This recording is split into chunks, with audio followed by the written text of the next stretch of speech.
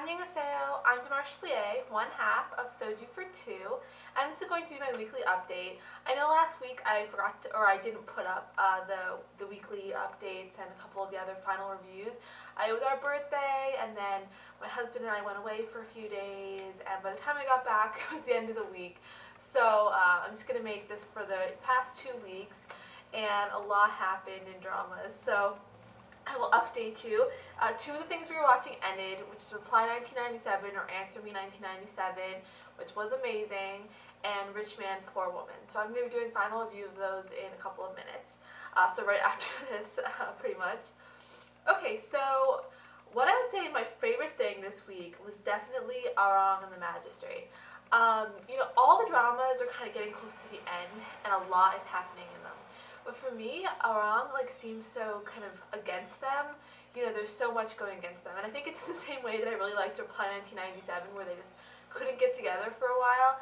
It seems the same way, but obviously a lot more intense because, she's some sort of supernatural being that her body won't die, but she's going to leave in 2 months, and, he's in love with her, and, he's confessed. And to me, just at this point, this show just seems really epic and interesting, and with the end of the 4 episodes that I have to catch it back up on, he finally realizes that this shape-shifting woman is his mother, and well, at least the body of his mother, and he doesn't really know anything else at this point, but it's really going to be interesting to see how he can deal with this, and if he can actually be the one to cut the blood tie, and actually stab his mom in the heart. That would be kind of hard. But just so interesting and so dramatic, and I think that that's kind of I know sometimes there's themes in weeks. I feel like this week when I watched, caught up on everything was so dramatic. All of his confessions to her are so interesting. I think that each time he's kind of telling her that she's not being realistic, and I just really love where this drama's going. So I can't wait to see the last 2 episodes. And okay, my prediction is that he's gonna let her be human at the end, and then she's gonna live with him. Hopefully they'll get married. That's what I hope. Okay, so number 2 is To the Beautiful You, and again, for the same reason, I guess, we finally have confessions. You have kiss in this one, though he still blames it on potentially being drunk. Well, he doesn't, but she does right away. I know that there's a lot kind of going against these two, and it seems like every time they're kind of sweet and, sweet towards each other, something kind of goes against it. And then you have the big shocker at the end where the second male lead finds out that she's a girl. I like how it just took that. It took him seeing a band around her chest to know she was a girl, right? Otherwise, he had no idea. So that was really enjoyable to watch. And I think there was a lot of darkness in this episode, especially with the character who kind of going against Minho's character for track and field, for jumping, and he's doing kind of sabotage things, and we know he's not completely bad, but it's interesting to see that kind of dark part of the story. I just think that this is so cute, and I really do like it better, I think, than the Japanese version at this point.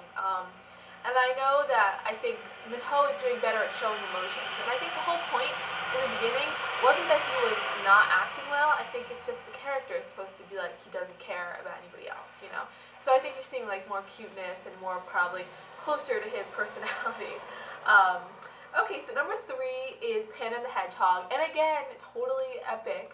We have kissing, we have confessions, this is sort of got a lot more, advanced in their relationship really quickly, because instead of just being I like you, they're sort of at the point where the two are confessing, and they're kind of I'll always be there for you. It seemed to me a very, I don't know, sincere confession, and a confession that was seemed almost a marriage proposal or something.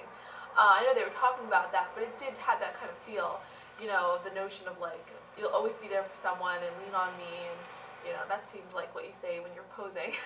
So that was definitely very dramatic. And I still feel really bad for the second male lead. I mean, we knew he wasn't going to end up with her, but I feel bad for him. I still think that he had a lot going for him in this relationship. So hopefully he ends up with someone. Number 4 is Faith. And again, honestly, these 4 for me are all insane grouping, because they're all super dramatic. We have a lot of confessions. Now, because I guess Faith is the most, A Wrong is also historical, but Faith to me seems like the most, a lot of things are going on in the story, like, you know, you have the revenge plots, you have sort of the plot to overthrow the government, so you have a lot of different things happening. So I think they have less of a chance for the romance, but you're kind of seeing the chance for the romance to really come out, and I think you really see that with the notion of her wanting to be partners with him. I mean, to me, like, saying someone's your partner is saying, like, they're your boyfriend or your husband, you know, or your girlfriend or your wife, you know. They're somebody you talk to about all the things that are going on in your life. So, you know, I think that's sort of interesting, and obviously they have great chemistry together. I just hope we can see a little more of that. I know it kind of ends with them in a room where they're opposite sides of, like, the door, and obviously that seems very, you know, dramatic, and then she wakes up in sort of a, I think either she's being poisoned or something. I wasn't exactly clear on how the ending was of the episode, but he kind of, like, runs in and she's, I didn't know if it was a nightmare or poison. I was kind of a little confused with that, but he's very concerned for her. So I think we're going to see a lot more of that tenderness. And I mean, again, we're almost at the end of this drama, so you know stuff's going to happen very quickly.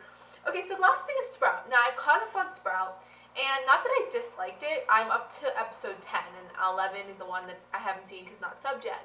I just think that, you know, I kind of knew it was going to go this way. So while I think Sprout is a very cute drama, and I mean, I guess for most dramas, I know how it's going to end, right? But this one just seemed like it was very predictable with these 2 episodes, so hopefully the 11 will be a little different.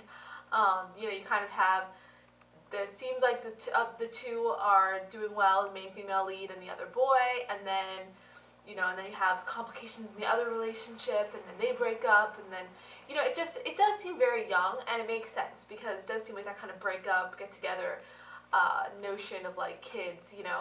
But I do think it's a very interesting drama, and I still do really like it. I just think compared to everything else this week, definitely fell a little bit short for me. Okay, so stay tuned for my final reviews of Reply 1997 and Rich Man, Poor Woman. One of them I loved. I bet you guys could all guess which one. Alright, thank you, bye.